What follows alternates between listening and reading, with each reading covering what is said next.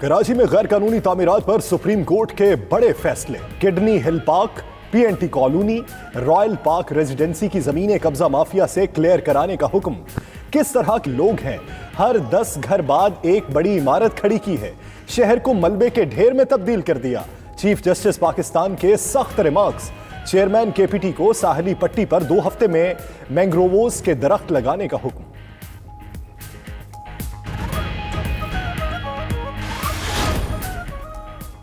استعفے نہ دینے کا فیصلہ کرنے والی پیپلز پارٹی کا نیا پلان۔ چیالی قیادت نے پی ٹی آئی کے اتحادیوں سے رابطوں کا آغاز کر دیا۔ اعلیٰ قیادت کی ہدایت پر پیپلز پارٹی کا وفد آج ایم کیو ایم کے مرکز بہادر آباد کا دورہ کرے گا۔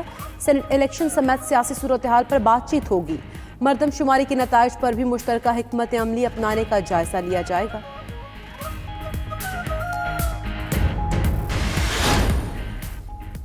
پیپلز پارٹی کے انکار کے بعد اب کیا حکمت عملی اپنائیں؟ پی ڈی ایم سربراہ مولانا فضل الرحمان اور لیگی نائب صدر مریم نواز کی اہم ملاقات آج ہوگی۔ خواجہ آصف کی گرفتاری، سینٹ الیکشن اور استعفوں کے معاملے پر مشاورت ہوگی۔ ادھر اسلام آباد میں نون لیگ کا ورکرز کنونشن، مریم نواز سمیت لیگی رہنما سٹیج پر موجود۔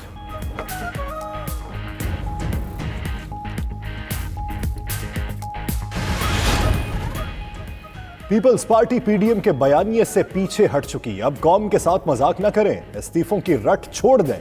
وزیر خارجہ شاہ محمود قریشی کا اپوزیشن کو مشورہ۔ وفاقی وزیر اطلاعات شبلی فراز بولے، پیپلز پارٹی کے باؤنسر سے نون لیگ اور مولانا کے خواب چکنا چور ہو گئے۔ فضل الرحمان اور مریم نواز کی سیاسی بے روزگاری میں غیر معینہ مدت کے لیے توسیع ہو چکی۔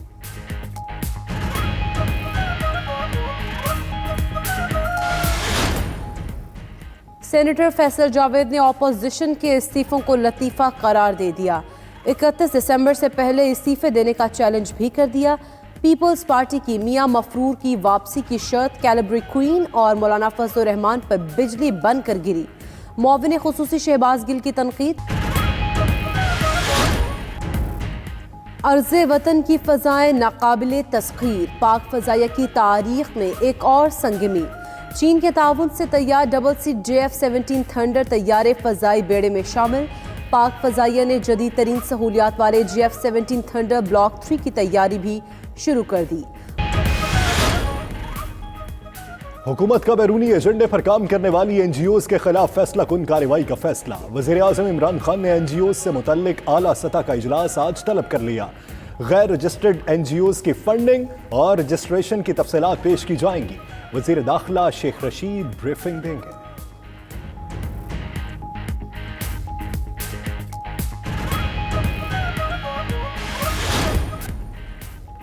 وفاقی حکومت کا مقامی طور پر میڈیکل آلات اور مشینری تیار کرنے والوں کو مراعات دینے کا فیصلہ۔ وزیر اعظم کی ہدایت پر کامرس ڈویژن نے ڈیوٹی میں چھوٹ کی سمری پر کام شروع کر دیا۔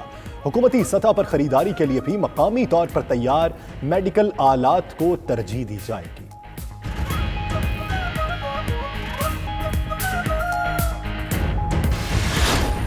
اور وہ وقت دور نہیں ہے کہ جب یہ حکومت اس ظلم کی وجہ سے رخصت ہوگی۔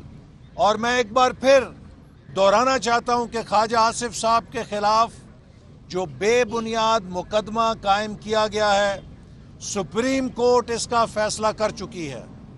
اسلام آباد پنڈی نیب نے انکار کر دیا تھا کہ اس کیس میں کچھ نہیں ہے، تو بددیانتی کے ساتھ اسے لاہور نیب کے حوالے کیا گیا کہ آپ انتقامی کارروائی کو آگے بڑھائیں اور خواجہ صاحب کو گرفتار کریں۔ اور آپ سب کو معلوم ہے کہ سابق ڈی جی ایف آئی اے بشیر میمن صاحب گواہی دے چکے ہیں کہ عمران نیازی نے ان کو ذاتی طور پہ کہا تھا کہ خواجہ آصف کے خلاف مقدمہ بناؤ اور اس کو گرفتار کرو۔ اور جب انہوں نے کہا کہ یہ مقدمہ نہیں بنتا تو ان پہ مزید دباؤ ڈالا گیا اور مجبوراً وہ چھٹی لے کر نوکری سے علیحدہ ہو گئے، لیکن انہوں نے اس جھوٹ کے مقدمے کو قائم کرنے سے انکار کیا۔ تو آج پورا پاکستان جانتا ہے کہ یہ جھوٹ کی سرکار ہے، یہ لوٹ کی سرکار ہے، یہ فراڈ کی سرکار ہے، یہ کرپشن کی سرکار ہے، اس نیب کو اس حکومت کے اسکینڈل نظر نہیں آتے؟ پی آئی اے تباہ کر دی، سول ایویشن تباہ کر دی، 100 ارب روپے کا نقصان کر کے یورپین ایئر لائنز کو فلائنگ رائٹس دے دیے، اس پہ کوئی ریفرنس نہیں۔ ایل این جی 122 ارب پہ کوئی ریفرنس نہیں، 400 ارب آٹے اور چینی پہ کوئی ریفرنس نہیں، بی آر ٹی پشاور پہ کوئی ریفرنس نہیں۔ ریفرنس ہے صرف ان لوگوں پر جو حق، سچ، انصاف پہ کھڑے ہیں۔ ہم کھڑے رہیں گے، تم جتنی مرضی گرفتاریاں کرو، مسلم لیگ نون کا لیڈر تو کیا ایک کارکن بھی تمہیں تسلیم کرنے کے لیے تیار نہیں ہے، اور انشاءاللہ تعالیٰ تمہیں گھر بھیج کے ہم دم لیں گے۔ ٹھیک ہے، کوشچن لے لیں۔ اقبال صاحب، آپ بتانا چاہیں گے کہ خواجہ آصف صاحب کی گرفتاری میں اسٹیبلشمنٹ کا کیا کردار ہے؟ دیکھیے، خواجہ آصف صاحب کی جو گرفتاری ہے، یہ عمران احمد نیازی کے ایما پر ڈی جی ایف آئی اے بتا چکے ہیں کہ وہ بہت دیر سے ان کے پیچھے تھے، اور وہ چاہتے تھے کہ اپنی ذاتی انا کی خاطر انہیں گرفتار کریں۔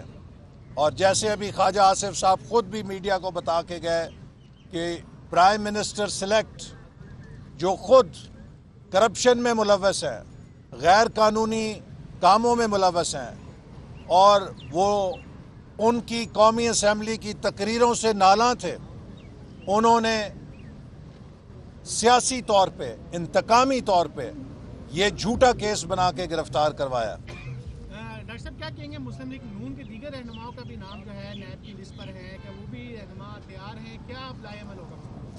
دیکھیے، ہم سب ایک ایک باری بھگت چکے ہیں۔ نیب کے ان مقدموں سے نہ ہمارے حوصلے ٹوٹے ہیں، نہ ہماری سیاست ٹھنڈی ہوئی ہے، بلکہ جتنے مقدمے بنتے ہیں اس سے ہم میں زیادہ جوش آتا ہے۔ تو یہ جتنوں کو بھی گرفتار کریں، کتنوں کو کریں گے؟ کیا پاکستان کے 21 کروڑ عوام کو گرفتار کر لیں گے؟ آج پاکستان کا ہر بندہ جھولیاں اٹھا کے اللہ سے ان کے جانے کی دعا کر رہا ہے۔ ابھی یہ جو بجلی کے بل بڑھانے جا رہے ہیں، جس سے جو مہنگائی کی نئی لہر آئے گی، کوئی شریف آدمی، سفید پوش آدمی، نوکر پیشہ آدمی، تنخواہ دار آدمی یا غریب انسان زندہ رہنے کے قابل نہیں رہے گا۔ اسی لیے ان کو جلد از جلد گھر بھیجنا ملک اور عوام کے مفاد میں ہے۔ جی، پی ڈی ایم کی سربراہی میٹنگ 1 جنوری کو لاہور میں منعقد ہو رہی ہے، اور یقیناً یہ کوئی معمولی واقعہ نہیں ہے۔ قومی اسمبلی میں پہلے ہی لیڈر آف اپوزیشن کو گرفتار کیا جا چکا ہے۔ اب مسلم لیگ نون جو سب سے بڑی اپوزیشن پارٹی ہے، اس کے پارلیمنٹری لیڈر کو بھی گرفتار کر لیا گیا ہے۔ اسی طرح پنجاب میں بھی لیڈر آف اپوزیشن حمزہ شہباز کو گرفتار کر کے رکھا گیا ہے۔ یہ سب حرکتیں ہمارے اس موقف کو سچا ثابت کرتی ہیں کہ ان ایوانوں کی کوئی اہمیت اور حیثیت نہیں رہ گئی ہے۔ یہ شیم ڈیموکریسی ہے جو عمران خان چلا رہا ہے۔ وہ پاکستان میں فیشسٹ سٹیٹ بنانا چاہتا ہے۔